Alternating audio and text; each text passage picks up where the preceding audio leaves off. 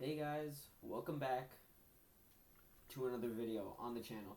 Today I'm going to be showing you guys this monstrosity that I've been working on for the past month. I haven't uploaded on the channel in about a month, and that doesn't mean I've stopped working on this world, and I clearly haven't, because look at this guy. It's a really tall elevator which is sort of off to the side from this main building. I got really bored and I tried to push the limit. I haven't hit a limit, but we're working on it. So that's resulted in this.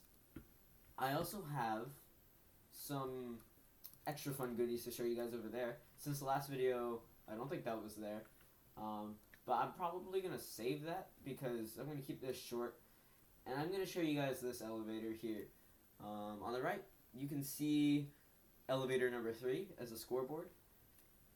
And you can see the elevator's on floor 6.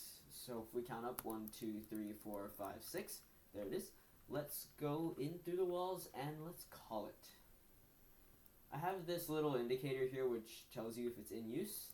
So whenever you call it, this will turn yellow, and as you can see, it's coming down on the right side of the scoreboard. It says 6 to 1, and it says 1, which means it's coming. And it also says that here, kind of. Anyways, here it is.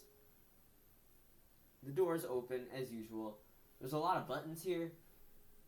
And this elevator is a little bit more simple than the other one, but it's got a lot of floors on it. That's sort of the main attraction. We've got a door open button. I will work on a door close button because this elevator's not actually finished, but once you get the elevator moving and the door system set up, it's basically finished. So we've got that going for us at least. Let's go to let's go to floor 6.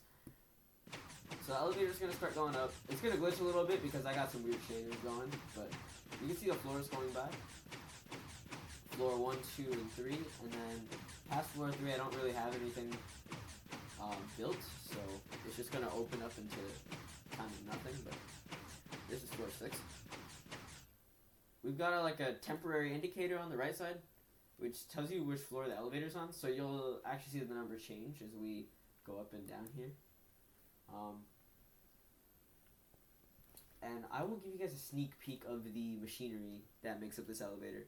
But if I go down to any floor, you can see the top score that says on, it changes as we pass by the floors. So it goes from 5 to 4, and it should end on 3, and the doors will open.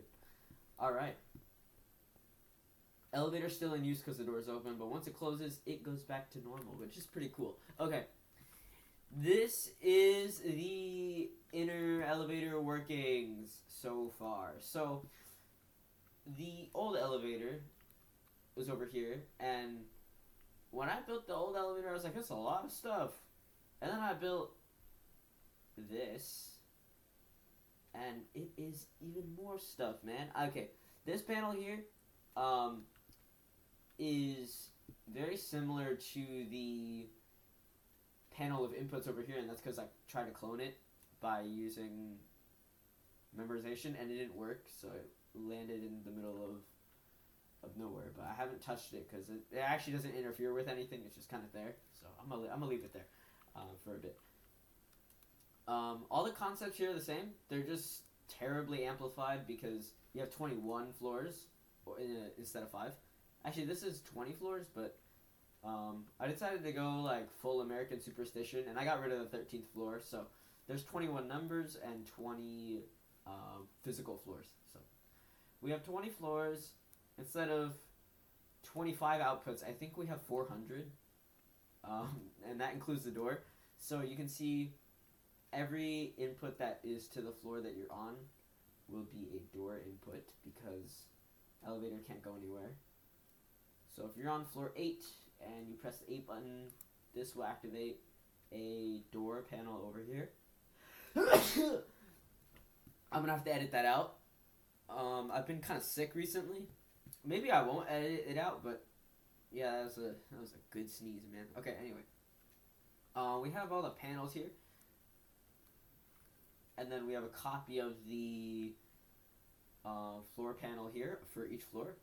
And it lines up, so based on these labelings, you can see if we mirror it this way, it would be like 1, 2, 3, 4, 5, 6, 7, 8, 9, 10, and so on. Okay, floor panel aside, we have the up and down mechanism. Since the elevator is so tall, I actually had to split it off into 2 separate spirals, and these have different relative y coordinates. As you can see, this is 207, and this one is not 207. It's actually 107, because they're about 100 blocks apart.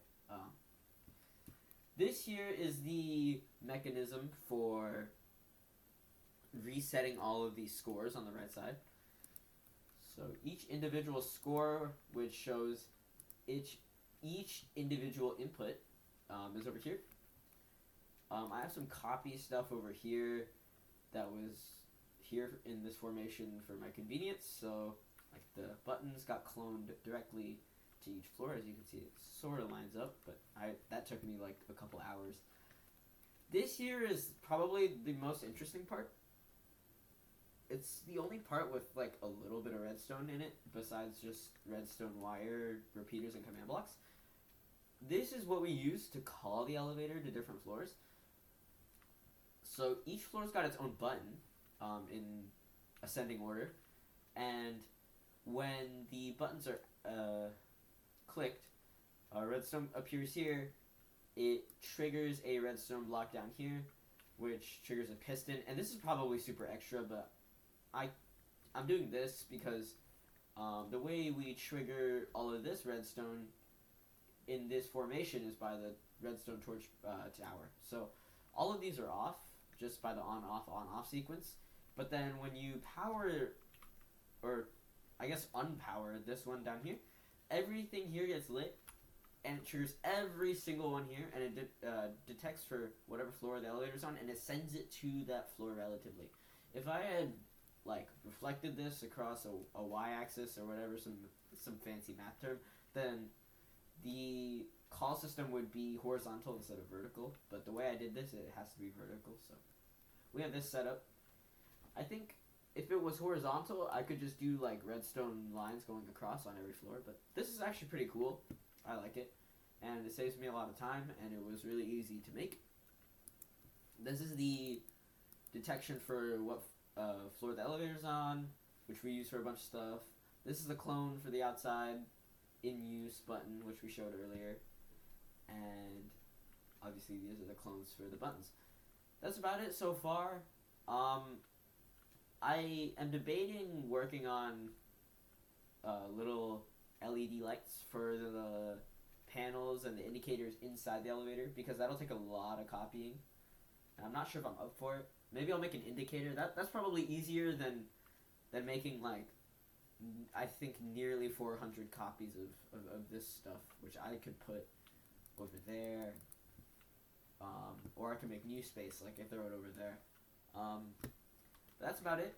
I'm gonna go in depth on what we've built over here in another video, hopefully not in another month, but this is fun, and I'm having a lot of fun, and I hope you guys enjoy these videos, because I do enjoy this stuff a lot, and I'm finally able to share it, some form of a product, which is this, obviously, and we have obviously the original elevator, and the second one, which was in the last video, which is like through the maze all the way over there.